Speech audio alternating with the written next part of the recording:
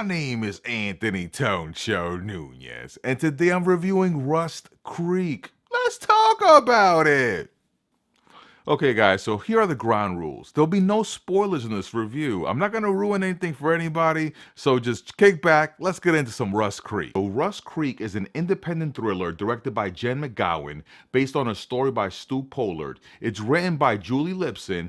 It's an IFC Midnight's Films release, and it came out on January 4, 2019. It's starring Hermione Corfield as Sawyer Scott, a young woman en route to a job interview when she takes a wrong turn, and things then go out really bad for her. It's something that we've seen before, but it's done really well here.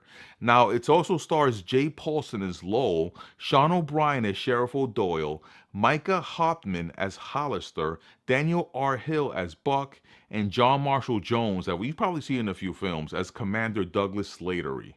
It also has Jeremy Glazer as Deputy Nick Katz, and like I said, it's written by Julie Lipson. Now, this feels like a small movie from the beginning, and I'm gonna say that actually works really well for it. They're able to create like this sense of like claustrophobia. Like the main protagonist, Hermione's character, like she's not gonna be able to escape this predicament. She's not gonna escape these woods. Like it's closing in on her, and the film does a perfect job of showing that for us, the audience, the viewer. Now, this is a thriller, and it really owns its name. This movie honestly gave me anxiety watching it. I was like, oh no, that next corner is gonna get her. She's not gonna make it. And being a small cast, the character that Hermione Corfield plays, Sawyer, and Jay Paulson, who plays Lowell, they really create a sense of ambiguity in all their scenes, which is great because you really never know what their intention is. Like, are they just playing nice? Is something gonna go a different direction? You never know with these two characters, and these two actors, they did a great job of basically just keeping you in suspense for the length of every scene that they're together. You never really know with this movie what's gonna happen next. Basically, everyone in this movie, the whole cast, like it's a small cast, and they all really sold their characters. Everybody delivers a solid performance. In this movie, I gotta give it to the writer, Julie Lipson, because the way she wrote this, she actually keeps you in suspense the whole time, but she also manages to answer all your questions. It's very rare when you get a movie that at the end you feel like everything's been wrapped up with a bow. If you guys have been watching me for a while, you know in The Strain there was an episode called Ouroboros, and it was basically, it's that symbol for that snake that's eating its own tail, or sometimes the dragon eating its own tail. And this movie did a perfect job of just coming full circle. And a lot of times when a movie does that and it gives you all the answers, you feel cheated, or you feel like a 3-year-old, like the movie doesn't respect you. Basically, it force fed you every bit. It doesn't happen like that. Everything just basically happens in a way that feels completely natural, and it's definitely a credit to the writer here. I definitely want to see what else Julie Lipson does in the future.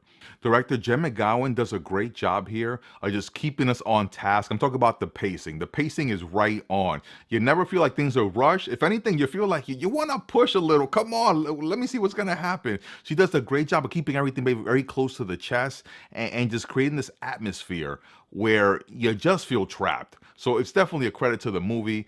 I would also say that all the characters, it's an hour and 48 minutes running time, so it's not an incredibly long movie.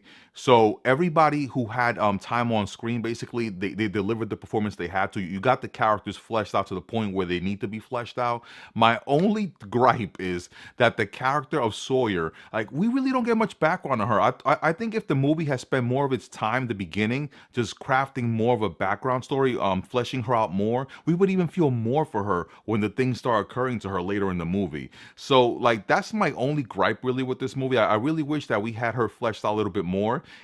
Some might argue that it helps create more ambiguity in her character, so you really don't know what her actions are going to be because you really don't know her background. So the whole time I kept studying her, trying to figure out what type of thing is in her background that might actually reveal what action she might take, and it never really happens. So I would say it's a negative, and it also plays as a positive if you want to look at it like that. But I just wish they spent more of the beginning of the movie like fleshing out who she is as a person. And that's like one of the only gripes, but that would be just me nitpicking, right? I would definitely recommend you check out this movie, Rust Creek. It's available right now on Apple iTunes to rent. It's not on Netflix or anything like that, but I think it's definitely worth the rental. As always, guys, this is the Tone Show. Put your comments if you've already seen Rust Creek right here in the bottom. Let people know what you think of the movie. Make sure to do not put any spoilers in the comments. Make sure you write spoilers at the top of the comment so nobody gets the movie spoiled. But feel free to let us know if you're going to check this out. If you did check it out, what you think. Just be careful. As always, guys, this is the Tone Show. Thanks for checking me out. Tone Show. Ow. Ooh.